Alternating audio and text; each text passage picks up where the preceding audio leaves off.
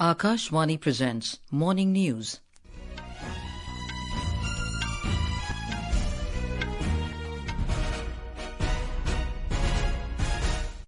Good morning, I'm Anuja Kumar. The headlines. Prime Minister Narendra Modi to inaugurate Sonamarg Tunnel project in Jammu and Kashmir today. World's largest spiritual and cultural gathering Mahakumbh Mela begins in Prayagraj with Amrit Snan on the occasion of Paush Poornima. Festival of Harvest Lohri being celebrated in North India today. Third round of nuclear talks between Iran and 3 European countries to take place in Geneva. North India shivers as cold wave and dense fog grip the region, and Kho Kho World Cup 2025 to begin today in New Delhi. And now the news in detail. Prime Minister Narendra Modi will inaugurate and dedicate the prestigious Sonamarg Tunnel to the nation today in central Kashmir's Ganderbal district. The Sonamarg Tunnel will significantly reduce the travel time to just 20-25 minutes between Gagangir and Sonamarg in Ganderbal district. The opening of the tunnel will boost up domestic and international tourism in Sonamarg while providing all-weather connectivity between Sonamarg and Gagangir that leads to approach road towards under-construction Zojila Tunnel. The tunnel will increase socio-economic development throughout the region, including Kargil and Leh districts. The tunnel is a game-changer for the region, offering more than just a connection between Gagangir and Sonamarg. The tunnel is equipped with cutting-edge technologies that provide real-time updates and seamless connectivity for users. This futuristic infrastructure will enhance the travel experience and also set a new standard for road connectivity in the region. The work on the tunnel project began in May 2015 and was completed last year. More from our correspondent. The total cost of Sonamarg project is 2,700 crore rupees. This strategic 6.5 kilometer tunnel will be a major step towards making the Ladakh region accessible by road throughout the year. This engineering marvel is poised to unlock the full potential of the region's trade and tourism sectors. Prime Minister Narendra Modi is scheduled to address a public rally after the inauguration of the tunnel. Union Ministers Nitin Gadkari, Dr. Jitendra Singh, J&K Lieutenant Governor Manoj Sinha, Chief Minister Omar Abdullah, other ministers and senior officials will be present on the occasion. Hoteliers, traders and locals have expressed their happiness and joy over completion of this prestigious project. They hope the tunnel will open up employment opportunities for the people in the region. Prime Minister will interact with engineers and other workforce of the project. Tariq Rathar, Akashvani News, Srinagar. And now news from Mahakumbh.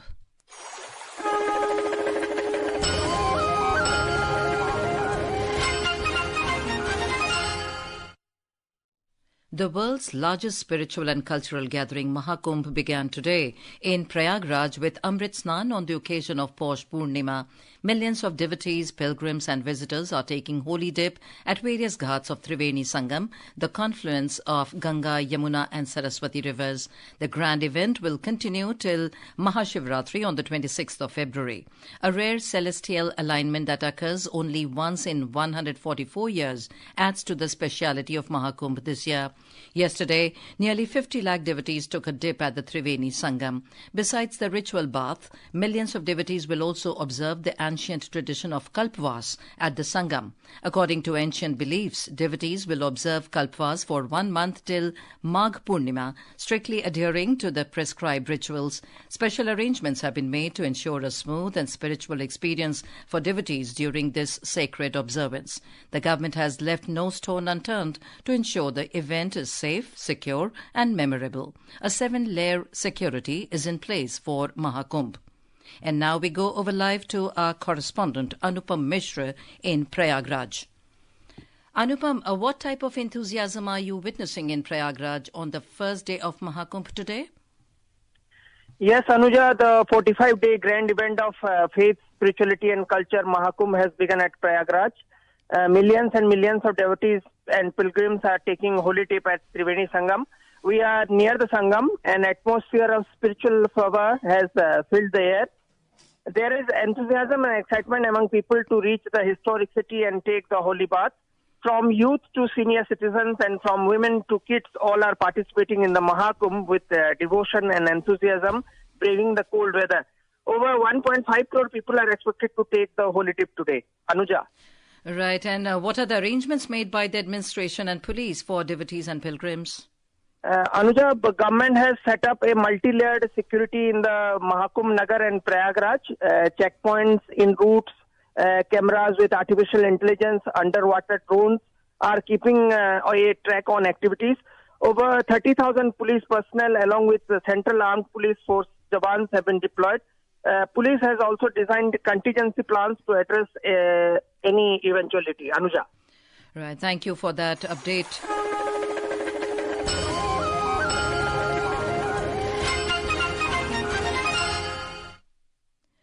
This is Akashwani giving you the news. For quick news updates round the clock, follow us on our X handle at AIR News Alerts. And for details of stories and more, log on to our website www.newsonair.gov.in and download the News on AIR app. The Festival of Harvest, Lohri, will be celebrated today in North India, especially in Punjab, Haryana, Himachal Pradesh, Delhi, Jammu and Chandigarh. Lohri marks the end of the long nights of winter and welcomes the longer days of summer as the sun begins its journey to the northern hemisphere. Lohri is celebrated very enthusiastically and zestfully, accompanied by many customs and traditions.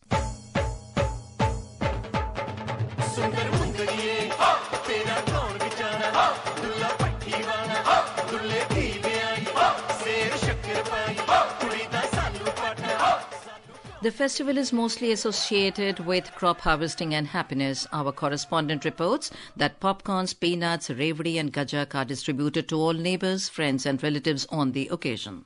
Lohri is a vibrant event complete with the Lohri fire, praying, dancing, feasting and singing the legendary Dulla Bhatti song. The bonfires will be burned during evening and families and neighbors will enjoy the festival together while having peanuts, revdis, etc. Punjab also celebrates Tiyandi Lohri, the Lohri of daughters, by organizing special programs for the newly born girl child and otherwise also. It is a symbolic event to improve the sex ratio in the state and supporting the girl child to live their life with dignity and pride. Rajesh Bali, Akashwani News, Jalandhar. In Telangana, 3-day Makar Sankranti festivities commenced with people celebrating Bhogi today with traditional fervour and gaiety. Our correspondent has filed this report. The first day of Sankranti festivities began with the Bhogi Mantalu, that is bonfire, lit early this morning. People along with children burned their old and unused belongings in the fire as a symbol to get rid of the bad and evil. People are inviting Sankranti Lakshmi, a sign of prosperity, by decorating their houses traditionally with colourful rangoli, mango leaves and marigold flowers. Colourful kites will adorn skies over Hyderabad as the Telangana International Kite Festival is commencing later today at the parade grounds in Secunderabad. The event is witnessing participation of kite flyers from over 20 countries. Lakshmi, Akashwani News, Hyderabad. President Draupadi Murmu and Vice President Jagjit Dhankar have extended their greetings on the occasion of Lohri. They also extended their greetings for the upcoming Makar Sankranti, Pongal and Magh Bihu festivals, which will be celebrated tomorrow. The Vice President underlined that these festivals represent country's age-old tradition of honouring the harvest season. In international news, the third round of talks between Iran and 3 European countries is set to resume in Geneva, Switzerland today. The 2-day meeting will focus on the nuclear issue. Representatives from the EU will also attend the discussions involving Iran, Germany, France and Britain. Earlier, Foreign Ministry spokeswoman Fatimeh Mohajirani stated that Iran is ready for talks with Western countries on its nuclear program as long as Tehran's highest interests are considered. Back home, the IMD has forecast cold day conditions in isolated pockets of Punjab, Haryana, Chandigarh, Delhi and West Rajasthan today. Northern, eastern and northeastern states of the country can experience dense fog in the morning and night hours during the next 2 days. The Weather Office further predicted thunderstorms and lightning over Arunachal Pradesh, Assam, Meghalaya, Nagaland, Tamil Nadu, Puducherry, Karaikal, Kerala and Mahi till tomorrow. IMD said northwest, central and west India are likely to witness a gradual fall in the minimum temperature by 2 to 3 degrees Celsius during the next 2 days, but can witness a gradual rise by 2 to 4 degrees Celsius during the subsequent 3 days. Moving on to more updates from the world of sports. The inaugural edition of Kho Kho World Cup will begin at the Indira Gandhi Indoor Stadium in New Delhi today. We have more from our correspondent.